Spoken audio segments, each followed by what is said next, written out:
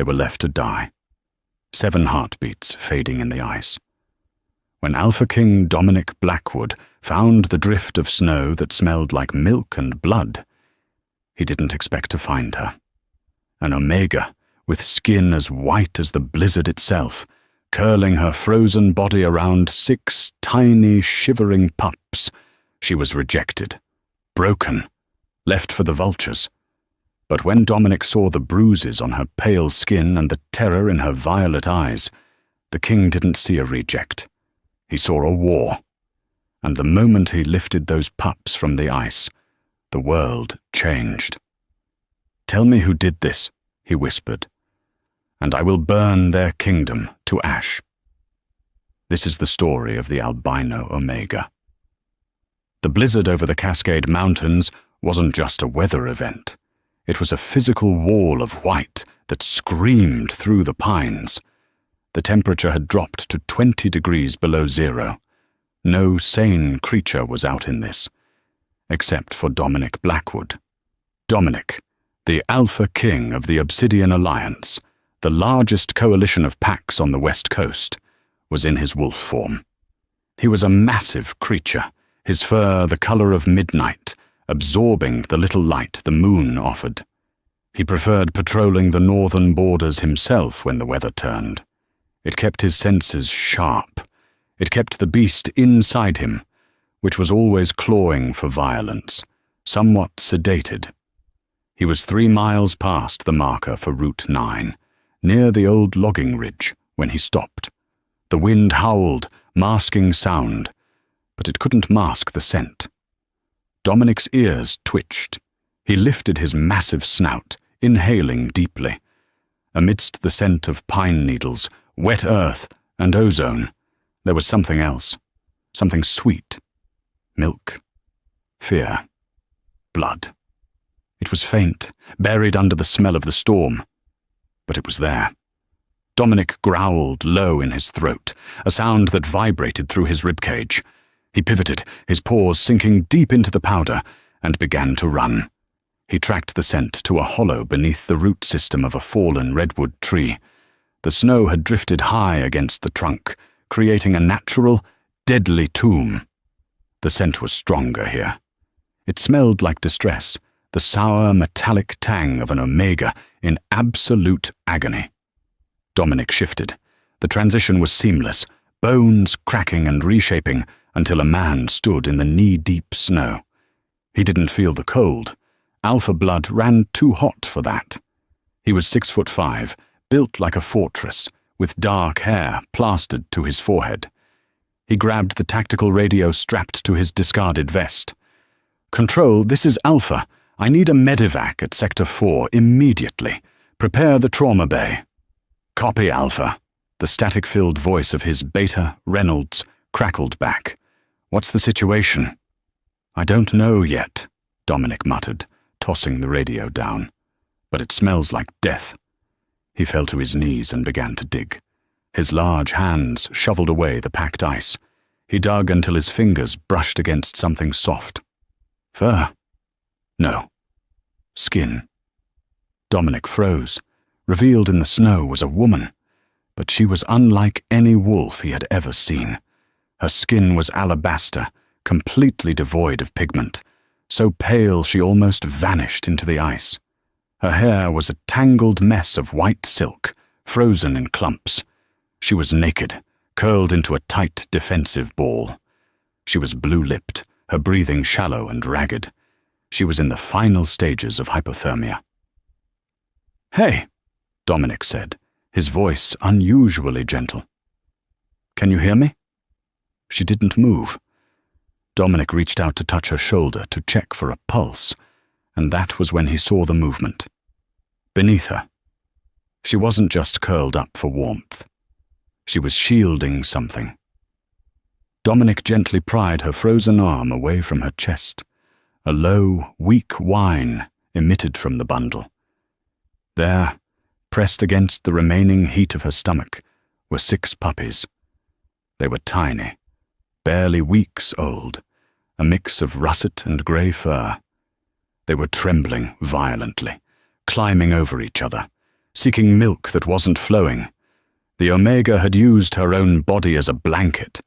She had taken the brunt of the wind, the ice, and the frostbite to keep the wind off of them. Her back was raw, stripped of skin in places where the ice had adhered to her. Dominic felt a rage so sudden and so potent it nearly blinded him. This wasn't an accident. No Omega walked into a blizzard with 6 pups. This was an execution. He stripped off his tactical vest and the thermal shirt beneath it. He wrapped the shirt around the puppies, scooping all 6 of them into a singular, squirming bundle. Then he lifted the woman. She was terrifyingly light. Her bones felt like fragile glass birds beneath his hands. Her head lolled back, and her eyes cracked open for a fraction of a second. They weren't brown or blue. They were a shocking, pale violet, the color of a bruised dawn, the mark of an albino, a genetic rarity that some packs considered a curse and others a myth. "My babies," she rasped, the sound barely a whisper. "I have them," Dominic promised, pulling her against his bare chest, sharing his alpha heat. "I have them. You're safe." He'll come back." Her eyes rolled back into her head as she went limp. Dominic looked at the tracks leading away from the hollow. Tire tracks, rapidly filling with snow, heading back towards the highway. "Let him come," Dominic snarled to the empty forest. "I'll be waiting." The St. Jude's medical wing, located in the heart of the Blackwood estate, was usually quiet. Tonight, it was a war zone of activity. "BP is dropping! She's crashing!" Dr. Nathaniel Hayes barked orders at 3 nurses who were scrambling around the bed. "Get me 2 units of ONEG. Warm fluids now. We need to raise her core temp before her heart gives out."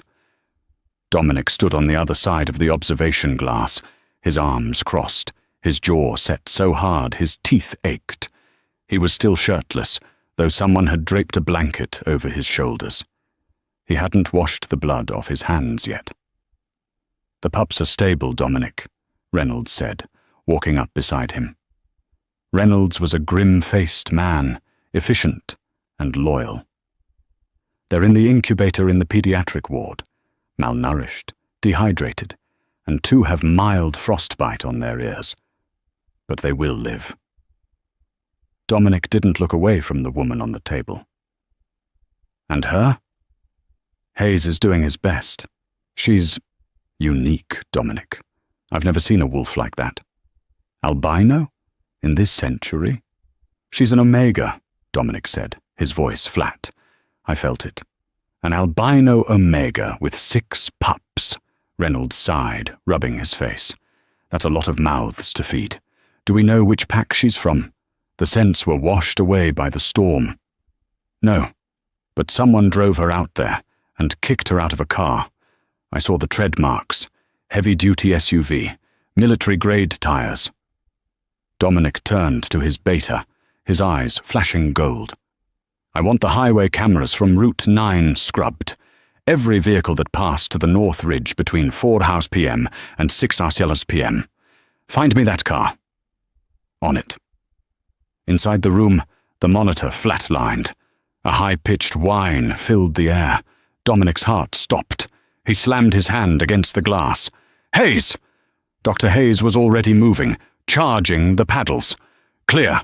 Her body jolted. The white hair spilled over the edge of the gurney like a waterfall. Dominic found himself holding his breath, a strange phantom pain piercing his own chest. He didn't know this woman. He had no claim on her. Yet, seeing her life flicker out felt like losing a limb. Beep. Beep. Beep. The rhythm returned, slow, weak, but there. Dominic let out a breath he didn't know he was holding. He walked to the door of the trauma room. "Sir, you can't go in there. It's sterile." A nurse tried to stop him. "She's alone," Dominic growled, pushing past her. "She smells nothing but antiseptic and fear. She needs an anchor." He walked to the bedside. Up close, she was even more striking. Her skin was translucent, blue veins mapping her arms like rivers. Her eyelashes were white. She looked like a porcelain doll that someone had smashed and tried to glue back together. Dominic pulled a chair up. He took her icy, limp hand in his massive, warm one. He pushed his alpha pheromones out, a scent of cedar, rain, and safety. It was a silent command to her wolf. Submit. Rest. Safe. He sat there for 6 hours. He didn't move when the sun came up. He didn't move when Reynolds brought him coffee. He waited. Around 10:15 a.m., her fingers twitched. Dominic leaned in. Easy! Her eyes snapped open. The violet irises were wide, dilated with panic. She gasped, trying to sit up, but the IV lines held her down. "The pups!" she screamed, her voice cracking. "Don't hurt them! Please, Silas, don't—" "Shh," Dominic said, putting a firm hand on her shoulder to keep her from ripping her stitches. "Silas isn't here. You aren't in the snow anymore." She froze at the sound of his voice. She blinked, her vision clearing. She looked at Dominic, at the sheer size of him, the power radiating off him. She shrank back into the pillows, trembling. Who are you?" "I'm Dominic Blackwood," he said steadily. "I found you. You're in my hospital." "Blackwood?" Her breath hitched. "The Alpha King?" "Yes." She looked terrified. You have to let me go. If he finds out I'm here, if he knows the pups are alive—" "Who?" Dominic squeezed her hand, careful not to crush it. "Who did this to you?" She looked away, tears pooling in her violet eyes. "My mate, Alpha Silas Mercer." Dominic stiffened. Silas Mercer, the Alpha of the ironclad pack, 300 miles east. A wealthy, politically connected pack known for its brutality and its strict adherence to genetic purity. "Silas is your mate?" Dominic asked, confusion coloring his tone. Why would a mate try to kill his own offspring? She looked at him, and the brokenness in her expression shattered Dominic's heart. "He said they weren't his," she whispered. "He said I was a genetic freak, a defect, and that I had polluted his line with monsters." Dominic signaled for Dr. Hayes to leave the room. This conversation needed to be private. The air in the room was heavy. "What is your name?" Dominic asked softly. "Seraphina," she said. "Most call me Sarah." "Sarah, tell me exactly what happened." Sarah pulled the hospital sheet up to her chin. She looked small, but there was a steeliness in her jaw that told Dominic she was a survivor. "I was the Omega of the ironclad pack. My father was a Beta, my mother an Omega. I was born like this." She gestured to her pale skin. "The pack tolerated me because I was a good healer. I kept my head down. When Silas became Alpha, he chose me." "He claimed you." "Yes, but not out of love," Sarah said bitterly. "He was obsessed with the idea that my unique condition meant I carried rare genes. He wanted a unique heir. Something to show off. A trophy." Dominic felt a growl building in his chest. "Go on." "I got pregnant. It was a difficult pregnancy. When I gave birth, there were 6 of them. Usually, wolves have 2, maybe 3. 6 is unheard of. And they were small. Runts." She took a shaky breath. Silas was furious. He wanted a strong alpha heir. Instead, he got 6 small, crying puppies. He called in his pack doctor. They did a blood test. Sarah's hands shook violently. Dominic covered them with his own again to steady her. The doctor came back an hour later. He told Silas the DNA didn't match. He said, "I must have slept with a rogue. A stray dog." "Did you?" Dominic asked. He needed to know the truth, though his instinct told him she was honest. "No." She looked him dead in the eye, violet clashing with his dark brown. I have never been with anyone but him. I swear it on my wolf. I was loyal. But Silas, his ego is fragile. He didn't question the doctor. He dragged me out of the birthing bed by my hair. He threw the pups in a sack. Dominic closed his eyes, visualizing the horror. He drove us to the border. He said he wouldn't kill me directly because it was bad luck to kill a white wolf, an old superstition. So he let the cold do it. He said, "If nature wants these bastards, nature can have them." "He left you to freeze," Dominic finished. "He stood there and watched me crawl into the snow," she wept. He laughed. Dominic stood up. The chair scraped loudly against the floor. He paced the small room, his energy crackling like electricity. Silas Mercer. He had met the man at council meetings, arrogant, vain, wearing three-piece suits and drinking expensive scotch while talking about traditional values. "The pups," Dominic said. "Are they all healthy?" "I don't know," she sobbed. "I tried to keep them warm. Are they?" "They are alive," Dominic assured her quickly. "They are eating. They are warm. My medical team is with them right now." Sarah slumped in relief. "Thank you. Oh God, thank you." "The DNA test," Dominic said, stopping his pacing. "Why would the doctor lie, unless Silas told him to?" Sarah shook her head. "The doctor, Dr. Aris, he's terrified of Silas. But..." Silas looked genuinely surprised and angry. If Silas wanted to get rid of me, he could have just rejected me. He didn't have to stage a fake paternity test. "So someone else tampered with the results," Dominic mused. "Or the test was wrong. Or..." Sarah hesitated. "There is a rumor about Silas." "What rumor?" "That he can't. That he's sterile. That his father knew it. And that's why Silas was so desperate for an heir immediately after taking the Alpha title, to prove he wasn't broken." Dominic's eyes narrowed. If Silas was sterile, then who was the father? "Sarah," Dominic asked carefully, "if Silas is sterile, is there any possibility, any gap in your memory?" "No," she insisted. "I was a virgin when he took me. I was locked in the estate. There was no one else." Dominic looked at her. He believed her. Her scent was pure. There was no deception in it, which meant there was a piece of this puzzle missing, a biological impossibility. Unless... Dominic went to the door and opened it.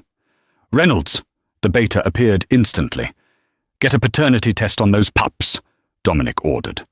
"Run it against Silas Mercer's profile in the database, and run it against every male relative Silas has." Reynolds raised an eyebrow. "Every relative?" "Yes. And get security on this floor. Level 5 lockdown. If anyone from Ironclad calls, we deny she is here. As far as the world knows, Seraphina Winter died in that snowstorm." He turned back to Sarah. She was watching him with wide, awe-struck eyes. "Why are you doing this?" she asked. "I'm a reject, an exile. Bringing me here is an act of war against Silas." Dominic walked back to the bed. He leaned down, his face inches from hers. He brushed a stray lock of white hair from her forehead. "Because, Seraphina," he said, his voice dropping to a low rumble that made her shiver, "I don't like bullies, and I have a feeling that those 6 pups aren't bastards. I think they are the key to bringing Silas Mercer to his knees." He straightened up. "Rest now. You're under the protection of the Blackwood Pack, and I protect what is mine." Sarah watched him leave. For the first time in years, the cold that had lived in her bones began to thaw. "Mine," he had said. She wasn't sure if he meant she was his prisoner or his guest, but as she drifted into sleep, she realized she felt safer with this terrifying Alpha King than she ever had in the arms of her mate. 3 days passed. Seraphina was healing with a speed that surprised even Dr. Hayes. The alpha blood Dominic had donated during her transfusion seemed to have supercharged her recovery. But while her body mended, her spirit remained tethered to the pediatric ward down the hall. On the fourth night, unable to sleep, Sarah slipped out of her room. She wore a heavy woolen robe Dominic had left for her. The hospital wing was dim, illuminated only by the soft blue glow of the monitors. She crept toward the incubator room. Through the glass, she saw a sight that stopped her breath in her throat. Dominic was there. The terrifying Alpha King, known for crushing rebellions and ruling with an iron fist, was sitting in a rocking chair. The room was warm, humidified for the pup's lungs. In his massive arms, he held the smallest puppy, the runt of the litter, a tiny thing with grey fur and white paws. Dominic was holding a small bottle of formula. The puppy was struggling to latch, making pitiful squeaking sounds. "Come on, little fighter," Dominic murmured, his voice a low rumble that vibrated through the glass. "You survived the ice. You don't get to quit on the milk. Drink." He adjusted his grip, using a devastating amount of care for hands that could break stone. He rubbed the puppy's throat with his thumb, coaxing the swallow reflex. The puppy finally latched, gulping greedily. Dominic let out a sigh, his shoulders relaxing. He looked down at the pup with an expression of profound sadness and longing. Sarah opened the door quietly. "He likes you." Dominic's head snapped up. For a second, the alpha mask slammed back into place, cold, distant, but it faltered when he saw it was her. "You should be resting, Serafina." "I couldn't sleep without seeing them." She walked closer, her bare feet silent on the tile. "That one. I was afraid he wouldn't make it. He was the coldest when you found us." "He's stubborn," Dominic said, looking back down at the pup. "He has your eyes, even as a wolf." Sarah froze. She reached out and touched the puppy's head. The pup leaned into her touch, sensing his mother. "Do they have names?" Dominic asked. "No," Sarah whispered. "I was afraid to name them. In the ironclad pack, you don't name runts until they survive the first month. Silas. Silas said it was a waste of a name." "Silas is a fool," Dominic growled softly. "This one is Ash, because he rose from the ashes of the snow." "Ash," Sarah tested the name. It felt right, strong. "And the others? That's up to you. You're their mother." "You saved them," she said, looking at Dominic's profile. The harsh lines of his face were softened by the dim light. "You are more of a father to them in 3 days than Silas was in the 9 months I carried them." Dominic went still. He placed the now sleeping Ash back into the incubator with his siblings. He turned to Sarah, towering over her. The space between them crackled with an unspoken energy. It was the pull of the moon goddess, faint but undeniable. "I didn't have a father growing up," Dominic confessed, a rare admission. "My father died in a challenge when I was 2. I was raised by the pack. I learned that blood doesn't make a father. Protection does. Sacrifice does." He reached out, his hand hovering near her face. He hesitated, then gently tucked a strand of white hair behind her ear. His fingers grazed her cheek, and heat flared through her skin like a brand. "You are safe here, Sarah. I promise you. I won't let anyone touch you, or these pups again." Sarah looked up into his dark eyes. For the first time, she didn't see a king. She saw a man who was just as lonely as she was. "Why?" she asked breathlessly. "Why do you care so much?" Dominic's gaze dropped to her lips, then back to her eyes.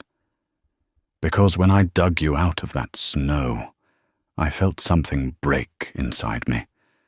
And I think you're the only one who can fix it." Before the moment could deepen, the door burst open. It was Reynolds. He looked winded, clutching a manila folder. He stopped, realizing he was interrupting something, but his expression was too grave to apologize. "Alpha," Reynolds said. "We have the DNA results." Dominic stepped back, the mask returning instantly. And, Reynolds looked at Sarah, then back to Dominic. "You're not going to believe this. Silas Mercer isn't sterile, but he isn't the father either." Dominic's office was a fortress of mahogany and leather. He sat behind his desk, the DNA report spread out before him.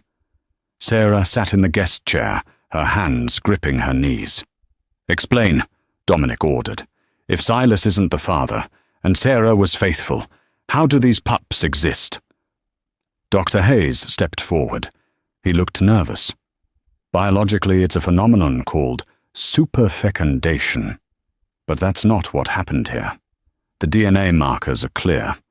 These pups share 50% of their DNA with Serafina. The other 50%, it matches a profile in the National Shifter database. But it's a restricted file." "Whose?" Dominic demanded. "Victor Mercer," Reynolds answered. Sarah gasped. "Victor? Silas's younger brother?" "The same," Reynolds nodded. "He's the beta of the ironclad pack." "That's impossible," Sarah shook her head violently. "I barely spoke to Victor. He was always kind to me, but from a distance. We never... "We know," Dr. Hayes interrupted gently, "because we found something else in your blood work, Serafina. Traces of a synthetic compound called lethiservin." Dominic slammed his fist on the desk. "Memory suppressants." "Yes," Hayes confirmed. "It's a black market drug. It induces short-term amnesia and compliance. Someone drugged you, Serafina. Likely artificially inseminated you or forced themselves on you while you were under the influence." Sarah put a hand over her mouth, nausea rolling through her. The violation was absolute. She had been used as a vessel, a pawn in a game she didn't understand. "Victor," Dominic said, his voice ice-cold. "Why would the beta want to impregnate the alpha's mate?" "Because of the succession laws," Reynolds explained, pacing the room. "The ironclad pack operates on first blood. If the alpha dies without an heir, the beta takes over.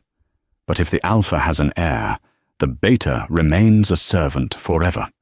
However, if the alpha produces an heir that is proven to be illegitimate, then the alpha is disgraced," Dominic finished the thought, "and stripped of his rank." "Exactly," Reynolds said. "Victor orchestrated this. He drugged Sarah. He ensured the pups were his. Then he likely paid Dr. Aris to tell Silas the pups were mongrels or rogue-born without revealing the true father. He wanted Silas to kill the pups in a rage. Once Silas murdered his own mate and rogue spawn, Victor would reveal the DNA test proving the pups were actually Mercer blood, his own, frame Silas for murdering the pack's future, and take the throne." "It's a coup," Sarah whispered, tears streaming down her face. "He used me to destroy his brother. He made Silas think I was a cheater so Silas would kill me." "It's brilliant," Dominic admitted darkly, "and evil. Silas is a monster for what he did, but he was a weapon aimed by his own brother." Dominic stood up and walked around the desk. He knelt before Sarah, taking her trembling hands. "This is not your fault. Do you hear me? You were a victim of a war between two greedy men." "They're monsters," she sobbed. "Both of them. Silas for believing it, Victor for doing it. I can never go back there." "You won't," Dominic vowed. "But we are going to send a message." He stood up and turned to Reynolds. "The Winter Solstice Summit is in 2 days." Reynolds's eyes widened. "Dominic, that's in neutral territory. All the alphas will be there, including Silas." "I know." Dominic smiled, but it was a smile that promised violence. "Prepare the jet, and get a stylist for Serafina. She's not going as a refugee. She's going as my guest of honor." "Dominic," Sarah stood up, panic rising. "I can't face him. He thinks I'm dead. If he sees me, if he sees you alive, hanging on the arm of the Alpha King, looking like a queen—" Dominic stepped close, his voice dropping to a seductive, dangerous whisper. "It will break him. He will panic. And when he panics, he will make a mistake. And Victor will be there too. We will watch them tear each other apart." I don't have a dress," she stammered, caught in his magnetic pull. "I'll buy you 1,000 dresses," Dominic said. "But for this, wear red. The color of war." The Grand Hall of the Neutral Territory was a cathedral of glass and steel, suspended over a cliff edge in Colorado. Inside, the air smelled of champagne, expensive perfume, and the potent, aggressive pheromones of 50 alpha wolves. Silas Mercer stood near the bar, nursing a scotch. He looked tired. Since the death of his mate and the disposal of the rogue pups, he had been plagued by nightmares. Not of guilt. He told himself he did what was right for the bloodline, but of a strange emptiness in the pack link. Next to him stood his brother, Victor. Victor looked smug, checking his watch. "You should drink less, brother," Victor chided. "The council is watching. You look like a man haunted." "Shut up, Victor," Silas snapped. "I did what I had to do. The bitch betrayed me." "Of course she did," Victor soothed, hiding a smirk behind his glass. "You saved the pack from pollution." Suddenly, the chatter in the room died. The string quartet stopped playing. The massive double doors at the top of the grand staircase swung open. "Announcing!" The herald boomed, his voice trembling slightly. "Dominic Blackwood, the Alpha King of the Obsidian Alliance." Dominic stepped out. He was wearing a tuxedo that fit his broad shoulders like armor. He radiated power so intense that lesser wolves in the room instinctively lowered their heads. But no one was looking at Dominic. They were looking at the woman on his arm. She was a vision of ice and fire. Her hair, white as snow, was styled in cascading waves down her back. Her skin glowed under the chandeliers. She wore a gown of deep, blood-red velvet that hugged every curve, with a slit that went up to her thigh. Diamond drops hung from her ears. She looked regal, untouchable. "Is that?" someone whispered. "It can't be. The albino?" Silas dropped his glass.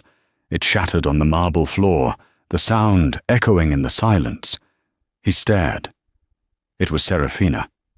But it wasn't the cowering, broken woman he had dragged through the snow. She held her head high, her violet eyes scanning the room with a cold confidence Dominic had instilled in her. Dominic placed a possessive hand on the small of her back and guided her down the stairs. The crowd parted like the Red Sea.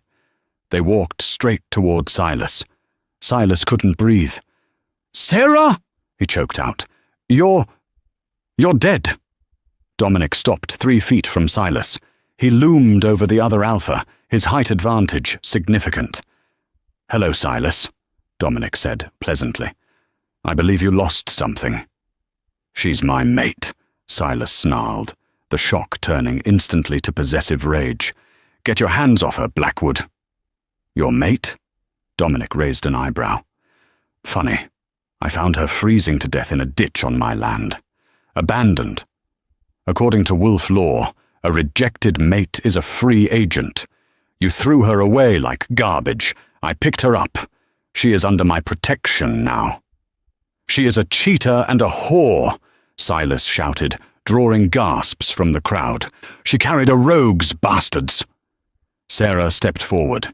Her heart was hammering against her ribs, but she felt the heat of Dominic behind her, a solid wall of support. She remembered the 6 pups waiting for her back at the estate. Ash, the little fighters.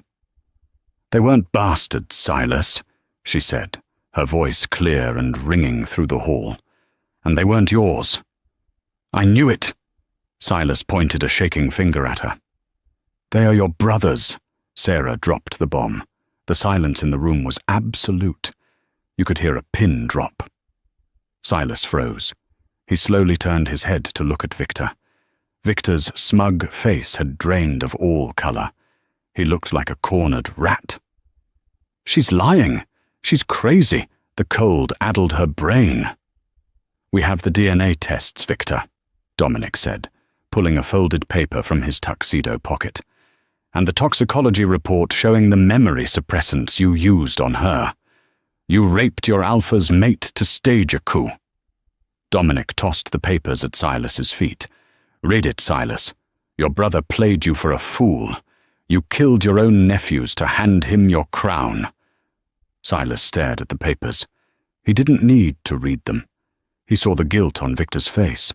The betrayal hit him harder than any physical blow. The brother he had trusted. The mate he had tortured. A roar of pure, unadulterated fury ripped from Silas's throat. His eyes shifted from human to wolf yellow in a split second. Victor! Silas lunged at his brother. Victor shifted mid-air, a brown wolf meeting Silas's grey one. They collided in a ball of fur and teeth, crashing into the buffet table. The ballroom erupted into chaos. Screams, shattering glass, and wolves shifting. Dominic calmly wrapped his arm around Sarah's waist, shielding her from the debris. "Shall we?" he asked, as if he were asking her to dance. "You started a riot," she said, looking at the two brothers tearing each other apart on the floor. "No." Dominic smiled, leading her toward the exit as security swarmed in. "I just finished a war. Let's go home to the pups." But as they turned to leave, a voice boomed from the balcony above, a voice ancient and terrible. "Stop!" The fighting ceased instantly. Even Silas and Victor, locked in a death grip, froze. Looking up, an elderly man in wheelchair was being pushed to the railing. It was the Grand Elder, the keeper of the old laws. "Dominic Blackwood," the elder rasped. "You claim the albino Omega and her pups are under your protection." "I do," Dominic challenged. "Then you have unknowingly invoked the prophecy of the White Winter," the elder announced. "Bring the pups to the council. If they possess the blood of the ancients, then that woman is not just an Omega. She is the key to the throne of High King, and she belongs to no single pack. She belongs to us all." Dominic's grip on Sarah tightened. The political coup was over, but a much more dangerous game had just begun. The flight back to the West Coast was shrouded in a heavy, suffocating silence. Outside the Gulf Stream jet, the weather had turned violently hostile. A supercell storm was tracking them, mirroring the turmoil that had erupted in the council chambers. Serafina sat in the cream-colored leather seat, her knees pulled tight to her chest. She had scrubbed the makeup from the gala off her face, leaving her skin raw and pale. She looked less like the queen who had descended the staircase, and more like the frightened girl Dominic had dug out of the ice. "The prophecy of the White Winter," she whispered, the words tasting like ash in her mouth. She stared out the porthole at the jagged lightning illuminating the clouds. "They aren't going to let us live, are they? The council, the elders. To them, I'm not a person. I'm a biological weapon." Dominic stood by the bar, pouring a tumbler of amber whiskey. His hand was steady, rock steady, though the rage radiating off him was enough to heat the cabin.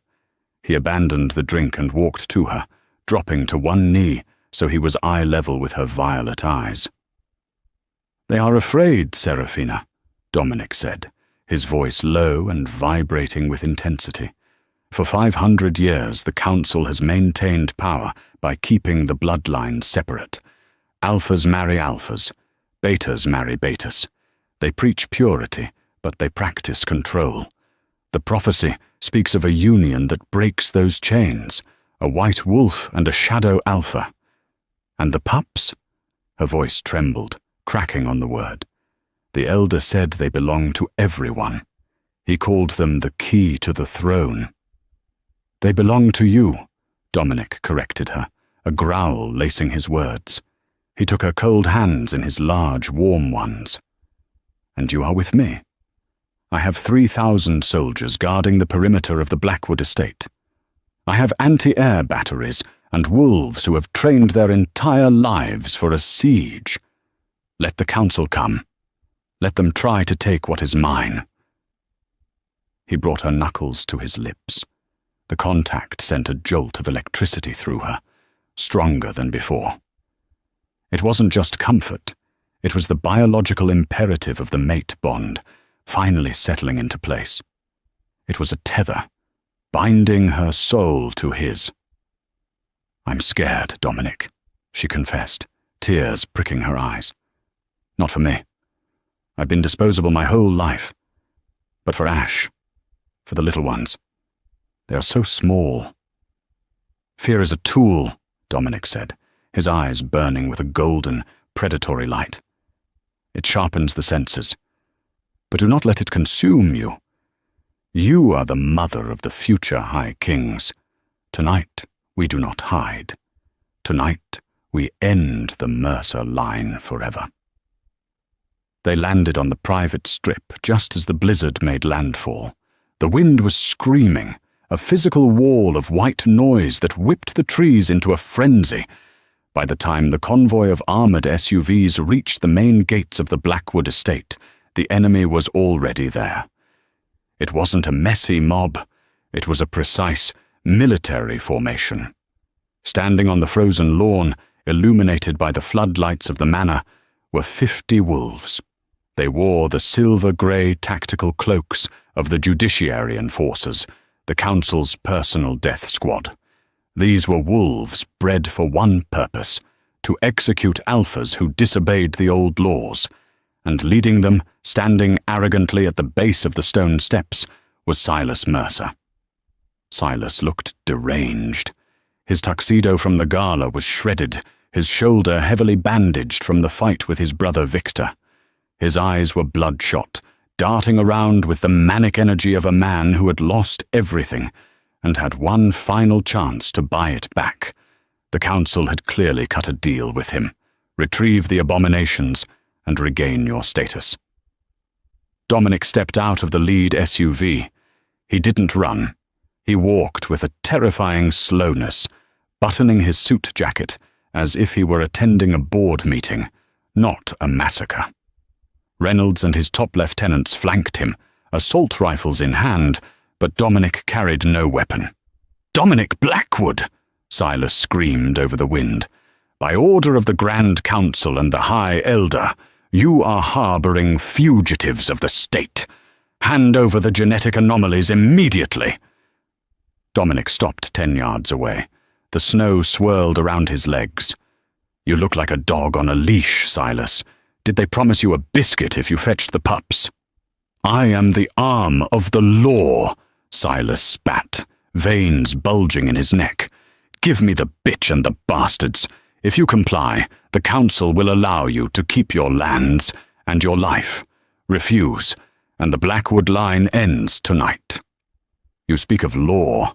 Dominic's voice remained calm, but he projected it using the Alpha command, a sonic boom of authority that rattled the windows of the manor.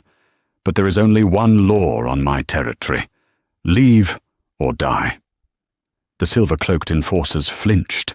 They were elite killers, but facing the Alpha King of the Obsidian Alliance on his home soil was a suicide mission, and they knew it. Silas saw their hesitation. He knew if he lost momentum now, he was dead. Fueled by madness and the desperate need for redemption, he tore at his clothes. "Kill him!" Silas shrieked. "Kill them all! Take the woman!" Silas's body contorted, bones cracking audibly as he shifted.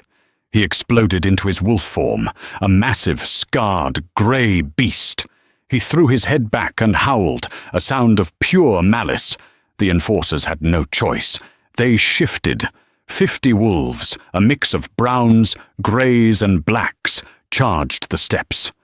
"Defend the Queen!" Dominic roared. The battle was instant and visceral. The Blackwood pack poured out from the sides of the house, colliding with the enforcers in a wave of fur and violence. The pristine white snow was painted red within seconds. Dominic didn't shift immediately. He grabbed the first enforcer that lunged at him, a massive timber wolf, by the throat.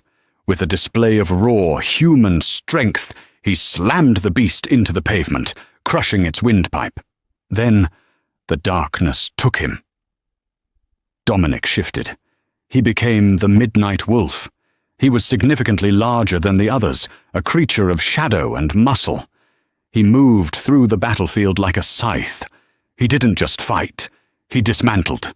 He snapped legs, tore through flanks, and threw fully grown wolves aside as if they were toys. His eyes were locked on one target. Silas. The two alphas met in the center of the driveway, near the frozen fountain. Silas was fast, fueled by adrenaline, snapping his jaws at Dominic's throat.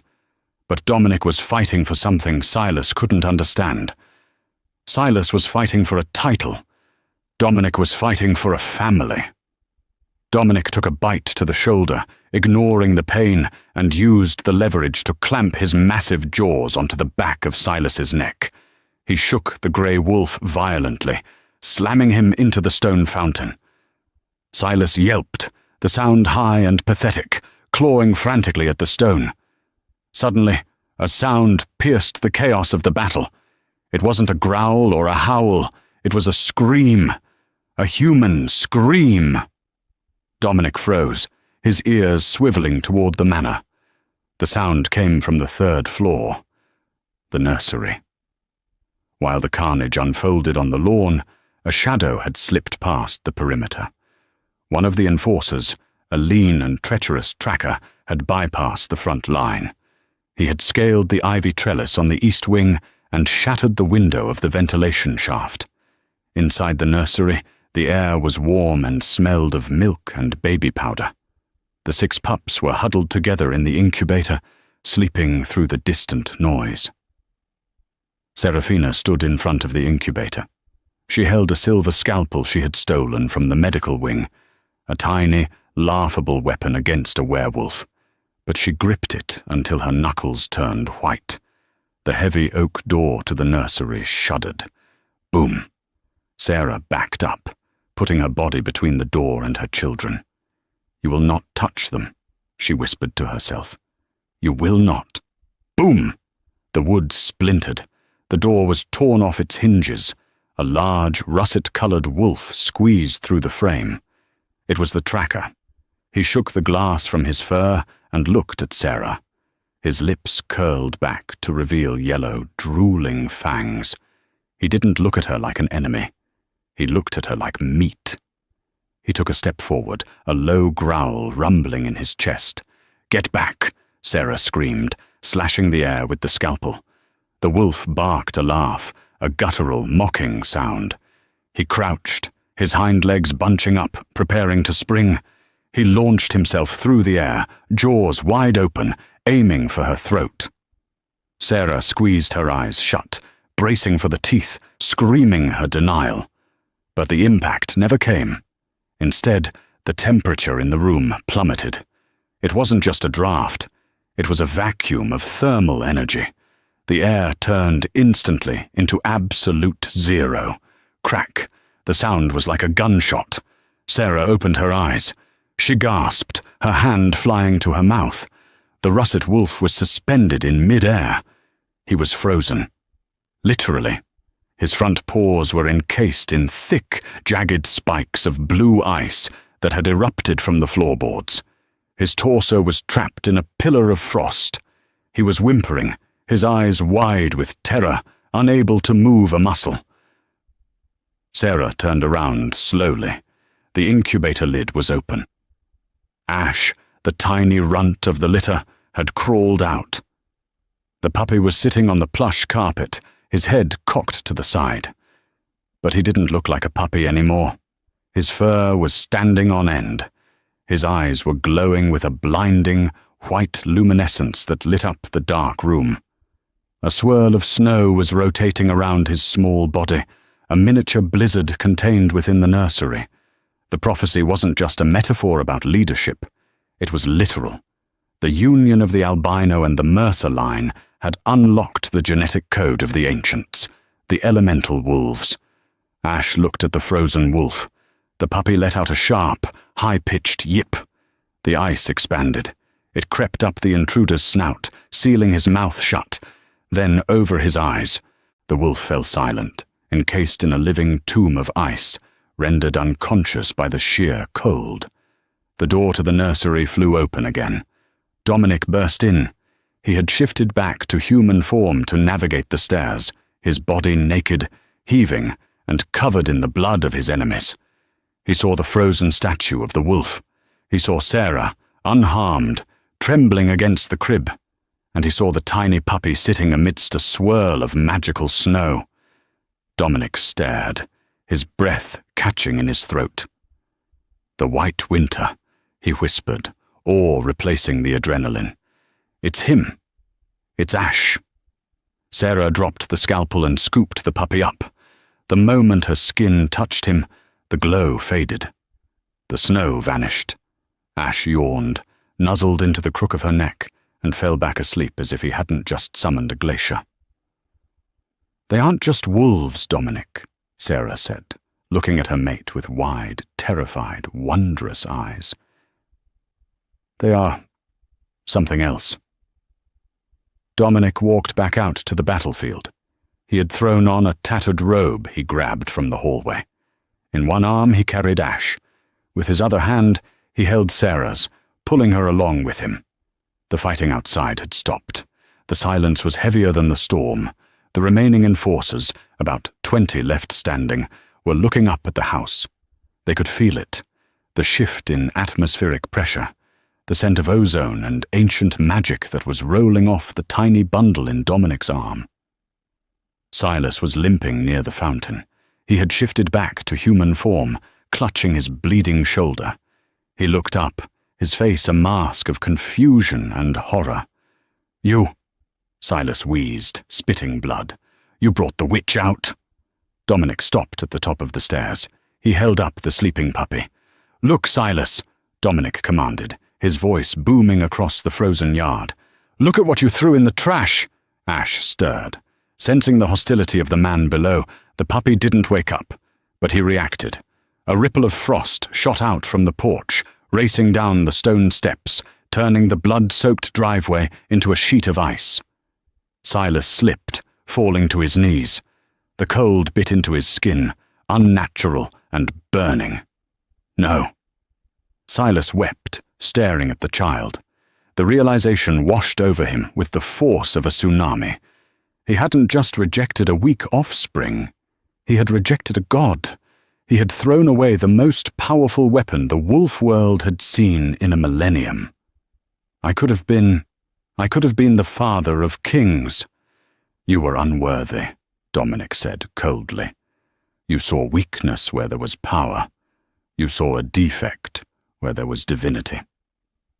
Dominic walked down the icy steps, his boots crunching on the frost. He stopped in front of the kneeling Silas. "Victor is in a cell, awaiting execution for treason. And you, mercy," Silas begged, grabbing the hem of Dominic's robe. "I am your blood brother in the eyes of the council. We are alphas. You cannot kill a surrendered alpha without a trial. You surrendered your rank the moment you left 6 innocent lives to freeze in a storm," Dominic said. "I am not killing you as an alpha. I am executing you as a pest." Dominic didn't shift. He didn't make a spectacle of it. He simply drew the silver dagger from his boot, the blade of the Blackwood ancestors that had not tasted blood in 50 years. "For Seraphina," Dominic whispered. He drove the blade into Silas's heart. Silas gasped, his eyes widening one last time before glazing over. He slumped forward into the red snow, dead. The remaining enforcers watched their leader fall. Then they looked at the puppy in Dominic's arms. Slowly, one by one, they dropped to their knees. They didn't bow out of respect for Dominic. They bowed to the child. They bared their necks in absolute submission to the blood of the ancients. Dominic looked at Sarah. Her white hair was blowing wildly in the wind, her violet eyes fierce and unyielding. She wasn't a victim anymore. She stood over the body of her abuser, holding the hand of her savior. She was the mother of the storm. Reynolds climbed onto the porch railing, raising his bloody fist in the air. "Hail!" Reynolds shouted, his voice cracking with emotion. "Hail the High King! Hail the Luna! Hail!" The roar went up from the Blackwood pack. "Hail!" The defeated enforcers joined in, their voices joining the chorus of victory. Dominic pulled Sarah close, wrapping his arm around her waist. He looked out at the bowing wolves, at the dead past, and the terrifying, magnificent future. "It is done," he whispered into her hair. "The winter is ours." Silas Mercer died, realizing he had thrown away a dynasty. But Dominic Blackwood, he built an empire on the very thing others rejected. They say the Blackwood pack is now the strongest in history, guarded by 6 children who command the elements themselves. But the strongest magic of all wasn't the ice or the claws. It was the Alpha who looked at a frozen grave and saw a future. What would you have done if you were Dominic? Would you have taken on the entire council for a stranger? And seriously, how cute is Ash with his little ice powers? If you loved this story, smash that like button. It really helps the channel grow. Don't forget to subscribe and hit the bell so you don't miss our next saga. We have a story coming up about a billionaire dragon shifter you won't want to miss. Thanks for watching, and see you in the next one.